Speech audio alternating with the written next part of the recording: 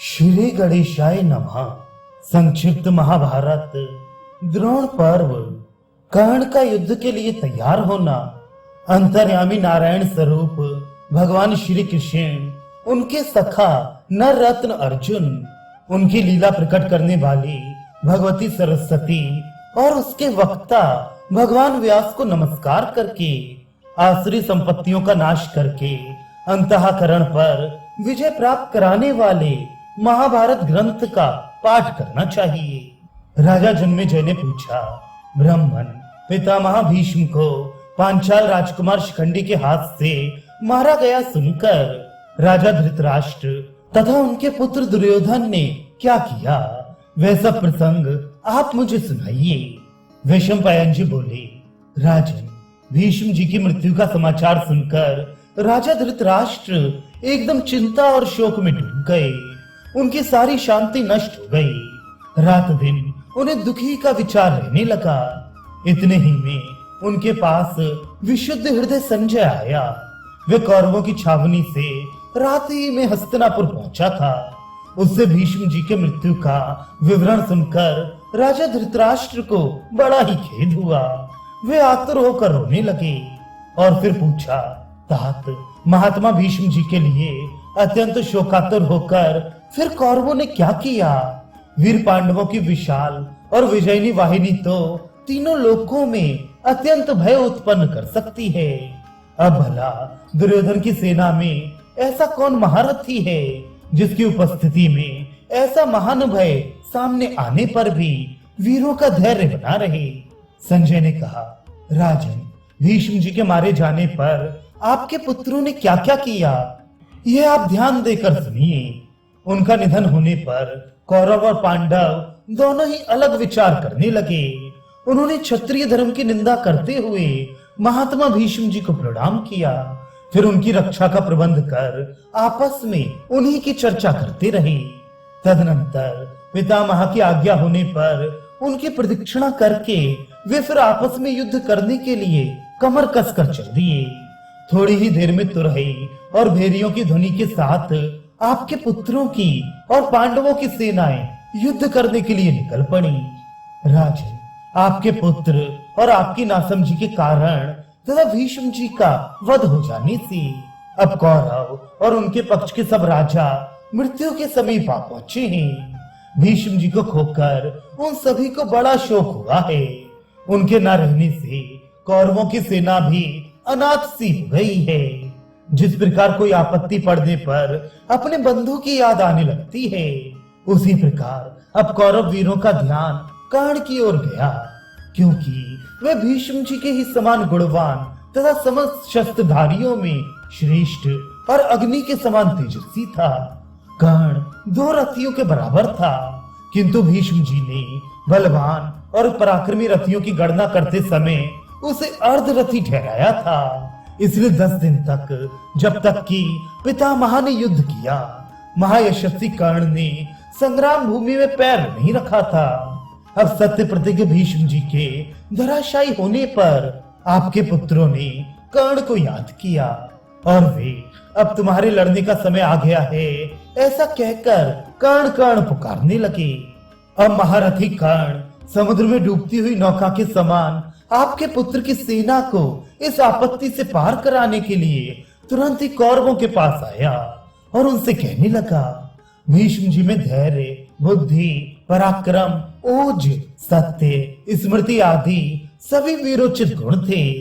उनके पास अनेकों दिव्य अस्त्र भी थे।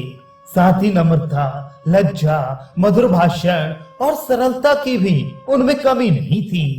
वे दूसरों के उपकारों को याद रखने वाले और विप्र विदेशियों के विरोधी थे। उनके शांत हो जाने से मुझे तो सब वीरों का अंत हुआ सा ही दिखाई देता है।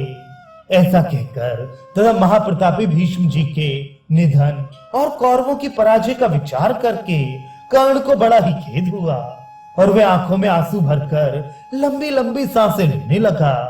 कर्ण के ये वचन सुनकर आपके पुत्र और सैनिक लोग भी आपस में शोक प्रकट करने लगे और अत्यंत आतुर होकर आंखों से आंसू बहाते हुए ढाड़ मार कर रोने लगे।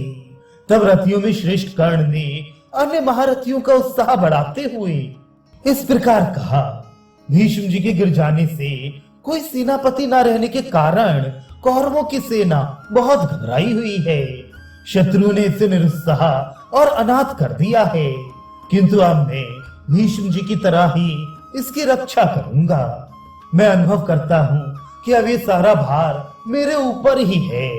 मैं रणभूमि में घूम घूम कर अपने बाणों से पांडवों को यमराज के घर भेज दूंगा और सारे संसार में अपना महान यश प्रकट करके रहूंगा, अथवा शत्रुओं के हाथ से मरकर पृथ्वी पर शयन करूंगा।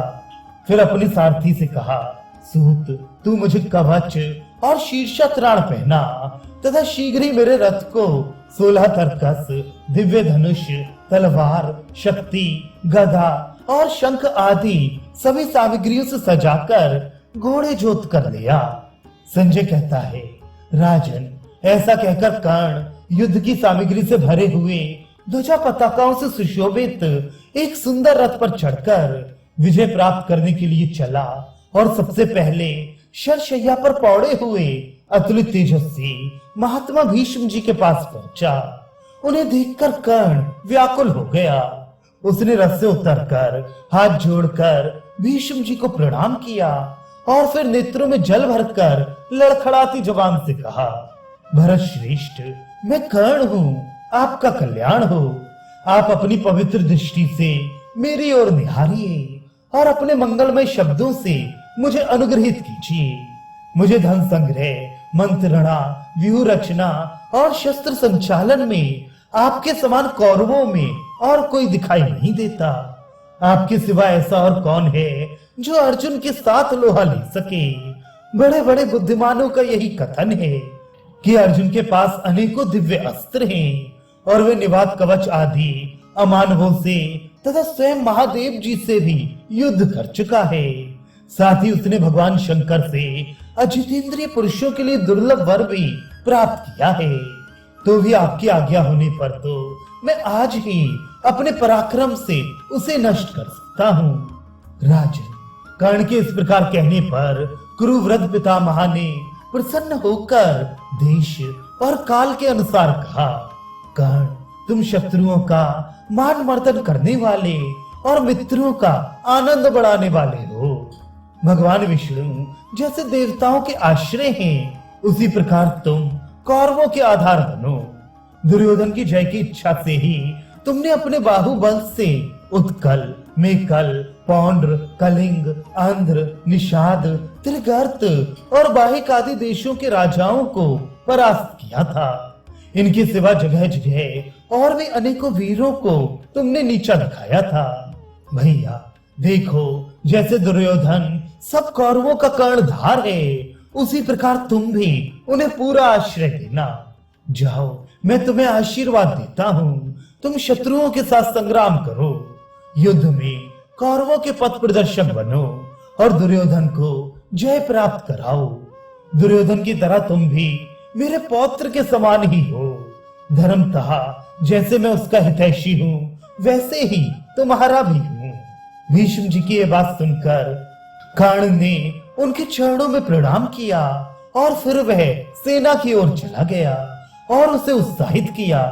कर्ण को सब सेना के आगे आता देखकर दुर्योधन आदि समस्त कौरवों को भी बड़ा हर्ष हुआ। वे ताल ठोक कर, उछल उछल कर, सिंहनाद करके और तरह तरह से धनुषों की टंकार करके कर्ण का स्वागत करने लगे।